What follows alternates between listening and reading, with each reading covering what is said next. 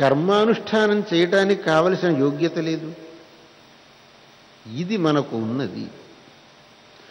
మన యొక్క శరీరం, మన యొక్క శరీర రచన ధర్మానుష్ఠానానికి తగినట్లుగా భగవంతుడు చేశాడు.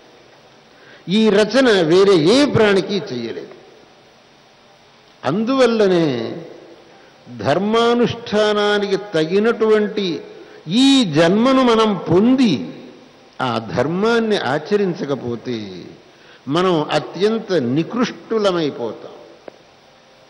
అందుకే లోకంలో మహాత్ముడు అని ఎవరిననాలి? కొంతమంది అంటారు, బాగా డబ్బు సంపాదిస్తే వాడు మహానుభావుడు, లేదు లేదు బాగా విద్య చదివితే మహానుభావుడు, లేదు లేదు అధికారం సంపాదిస్తే మహానుభావుడు, లేదు శారీరకమైన శక్తిని సంపాదిస్తే మహానుభావుడు. కానీ ఇవేవి ఆ ప్రశ్నకు జవాబులు కాదు. శంకరుల వారు ఒక చోట చెప్పారు తమ భాష్యంలో, యో హి ఇష్టాది లక్షణం కర్మ ఆచరతి తం లోకాః ఆచక్షతే ధర్మం చరత్యయం మహాత్మా. ఎవడైతే శాస్త్రోక్తమైనటువంటి కర్మాచరణను చేస్తాడో వాణ్ణి అంటారట, అబ్బా ఈయన మహాత్ముడయ్యా అని అంటారట, వాణ్ణి అంటారట. మిగతా ఏదో డబ్బు సంపాదించిన వాణ్ణి, అధికారం సంపాదించిన వాణ్ణి, వాణ్ణి ఎవణ్ణి అన్నరట. ఎవడైతే శాస్త్రోక్తమైన ధర్మానుష్ఠానం చేస్తాడో వాణ్ణి ధర్మం చరత్యయం మహాత్మా అని పిలుస్తారట. అంటే శంకరుల వారి కాలంలో ఆ ధర్మాన్ని ఆచరించేటటువంటి వాడికి అత్యున్నతమైనటువంటి స్థానం ఉండేది. ఇవాటికి ధర్మం ఆచరించేటటువంటి వాడికే అత్యున్నతమైన స్థానం వివేకుల దృష్టిలో. అవివేకుల దృష్టిలో లేకపోవచ్చు. అవివేకులు అనేవాళ్ళు ధర్మాన్ని ఆచరించేవాడిని వాడో సామాన్యుడు అనుకోవచ్చు. కానీ వివేకుల దృష్టిలో మహాత్ముడు అనంటే ఎవడైతే ధర్మాన్ని ఆచరిస్తాడో వాడే మహాత్ముడు. ఈ ధర్మాన్ని ఆచరించాలి అని చెప్పినప్పుడు కొంతమందికి కొన్ని ప్రశ్నలు ఉన్నాయి. ఏమిటి ధర్మం ఆచరించడం అంటే అర్థం? మేమేం చేయమంటారు?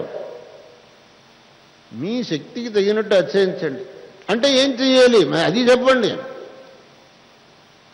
భగవన్ నామజపం చెయ్యండి, యథాశక్తి ఇంకోటికి ఉపకారం చెయ్యండి, మాతాపితరులను సేవించండి. ఇవన్నీ ధర్మాలే. సంధ్యావందనం చెయ్యండి అని చెప్తే కొంతమంది అడిగారు నన్ను,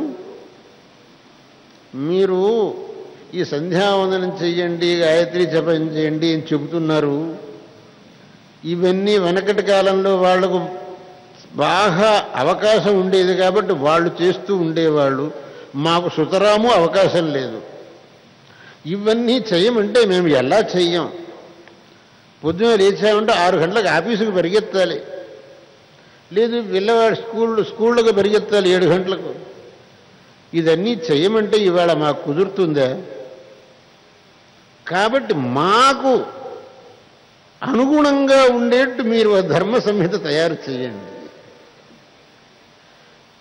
ఇప్పటి కాలానికి మాకు అనుగుణంగా రోజు 6 గంటలకు ఆఫీసుకు పరిగెత్తడానికి, 7 గంటలకు స్కూలుకు పరిగెత్తే పిల్లవాడికి కూడా అనుకూలంగా ఉండేట్టు ఒక ధర్మ సంహిత తయారు చేయండి. మీరు జగద్గురు స్థానంలో ఉన్నారు, దాన్ని తయారు చేయడానికి మీకు అధికారం ఉన్నది అని కొంతమంది నన్ను ప్రశ్నించారు.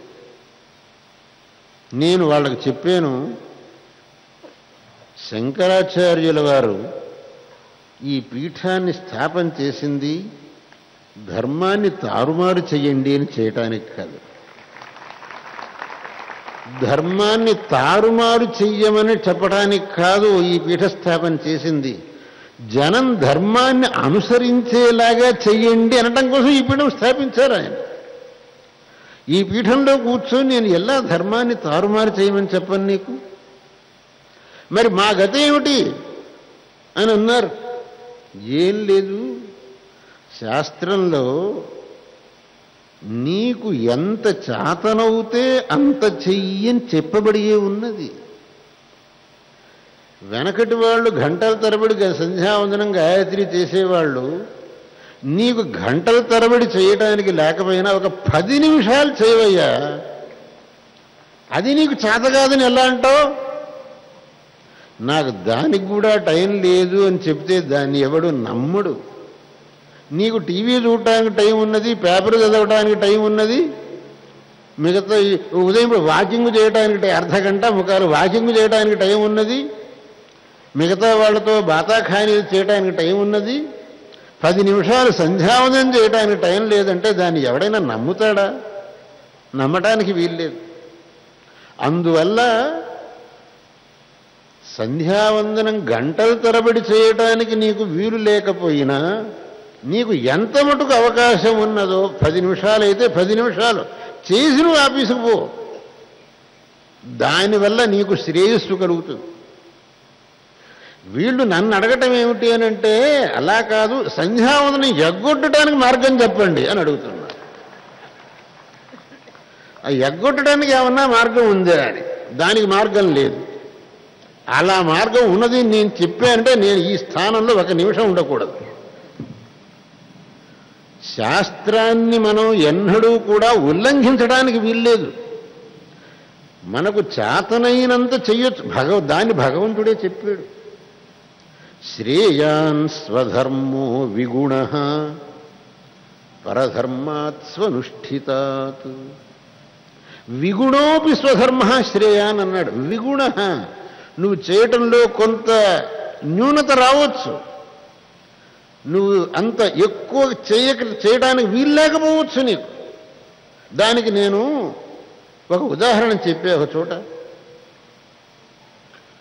ఒక స్కూల్లో చదివేతుండే పిల్లవాడు పరీక్షకి వెళ్ళాడు. పరీక్షకి వెళ్ళడంతో వాడి చేతికి క్వశ్చన్ పేపర్ ఇచ్చారు. వాడు ఆ క్వశ్చన్ పేపర్ చూసుకున్నాడు. 100 మార్కులకు ఉన్నాయి ప్రశ్నలు.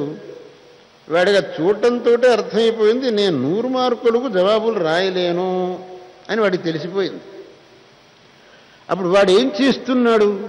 నేను 100 మార్కులకు జవాబు రాయలేను కాబట్టి నేను ఈ ఉత్తరపత్రిక రాయక్కర్లేదని బ్లాంక్ పేపర్ ఇచ్చేస్తున్నాడా, అథవా కనీసం 40 మార్కులన్నా సంపాదించడానికి తగినట్టుగా జవాబులు రాయాలని జవాబు రాస్తున్నాడు? 40 మార్కులు సంపాదించినా నేను పాస్ అవుతాను కాబట్టి దానికన్నా అయ్యేటట్టు జవాబు రాయాలని వాడు జవాబు రాస్తున్నాడు. కానీ నాకు 100కి 100 సంపాదించడానికి నాకు యోగ్యత లేదు కాబట్టి బ్లాంక్ పేపర్ ఇస్తాను ఎవడు అనుకోవటం లేదే. అలాగే నువ్వు కూడా ధర్మాన్ని 100కి 100 అనుసరించడానికి వీలు లేకపోయినా నీకు ఎంత చేతనైతుందో అంత చెయ్యి.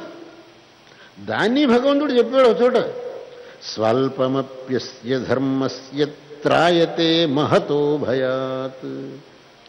స్వల్పం అస్య ధర్మస్య స్వల్పమపి మహతో భయాత్ త్రాయతే.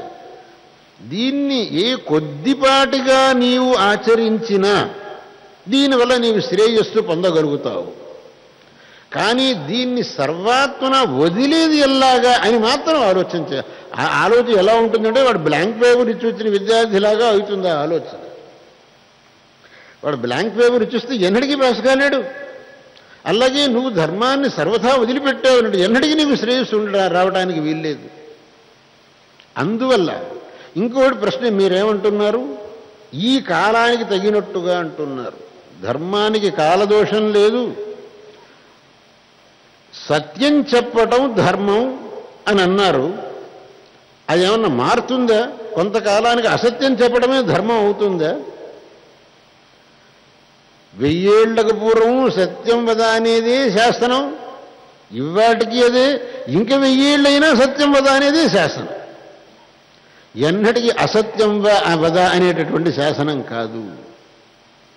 అందువల్ల ధర్మానికి కాలదోషం లేదు. కాలానికి అనుగుణంగా ధర్మం యొక్క స్వరూపాన్ని పరివర్తనం చెయ్యాలి అనేటటువంటి సిద్ధాంతం మనం సర్వథా ఒప్పుకోవడానికి వీల్లేదు.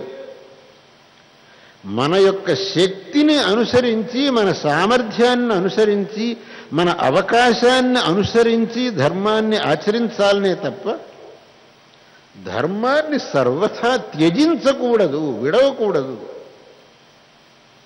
అల్లా ధర్మాన్ని మనం విడిచేసాము అని అంటే అప్పుడు మనం ధార్మికులు ఎలా అవుతాం? ఒక ప్రశ్న.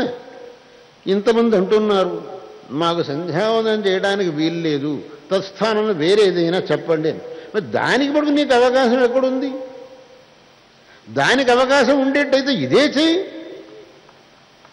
దీనికి మటుకు అవకాశం లేదు, ఇంకోటి చెప్పండి అని అంటే దానికి నీకు అవకాశం ఉన్నదా లేదా? ఉన్నదనంటే ఇదే చెయ్యి, లేదంటే అది చెప్పి ప్రయోజనం లేదు. కాబట్టి ఎట్టి పరిస్థితిలో కూడా మనం ధర్మం విషయంలో కుతర్కాలు చేయకూడదు. అది అసలు విషయం. శంకరుల వారు అన్నారు, దుస్తర్కాత్ సువిరమ్యత. కుతర్కం చేయడానికి వీల్లేదు. నన్ను ఒకడు ప్రశ్నించాడు, లోకంలో ఇన్ని ప్రాణులుంటే గోవునే వధ చేయకూడదు మీరు ఎందుకుంటున్నారు? ఇన్ని ప్రాణులుండగా గోవును మాత్రం వధ చెయ్యొద్దు మీరు ఎందుకు నిర్బంధం చేస్తున్నారు? నేనన్నాను, లోకంలో ఇన్ని ప్రాణులుంటే నీ నేషనల్ ఎనిమల్ టైగర్ను ఒకడిని ఎందుకు చెబుతున్నారు మీరు? నేషనల్ ఎనిమల్ టైగర్ పెద్ద పులిని ఒకదాన్ని మీరు చెబుతున్నారు. ఈ మిగతా నేషనల్ ఎనిమల్ కాకూడదా? రాష్ట్రీయ పశువులు కాకూడదా? టైగర్ ఒకటే కావాలనా? దానికి మీదేమిటి సమాధానం? దానికి మాకేం సమాధానం లేదండి. అయితే ఈ ప్రశ్న ఎట్టా అడుగుతావు నన్ను? కానీ ఈ ప్రశ్నకు సమాధానం ఉన్నది. ఏమిటి సమాధానం అని అంటే, గోవును వధ చెయ్యకూడదు అని శాస్త్రంలో నిషేధం ఉన్నది. శాస్త్రంలో నిషేధం ఉన్నది. మాగామనాగామది తింబధిష్ట అని శాస్త్రంలో నిషేధం. నిరపరాధి గోవు అనేటటువంటిది, ఆ నిరపరాధి అయినటువంటి గోవును వధించకూడదు. మనం శాస్త్రాన్ని ప్రమాణంగా స్వీకరించిన వాళ్ళం.